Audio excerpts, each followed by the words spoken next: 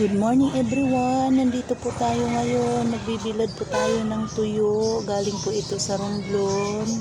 Ang klase po ng isda ay maliliit po siya na hasa-hasa.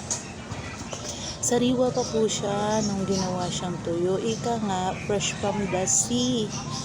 So hindi po siya maalat guys.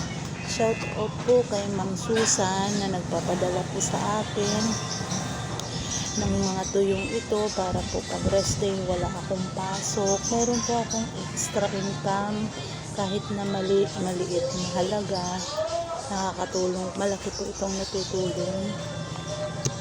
Kaya eto guys, shout out na rin po sa mga nakabili na, natikman na po ang lasa.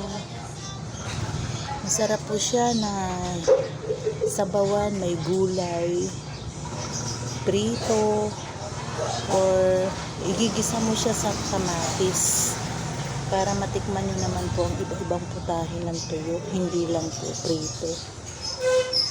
Salamat guys sa suporta sa maliliit kong pinagkikitaan. Nakakatulong po ito ng malaki sa akin, lalo na po kailangan natin pambili ng gamot para manatili ang kalusugan.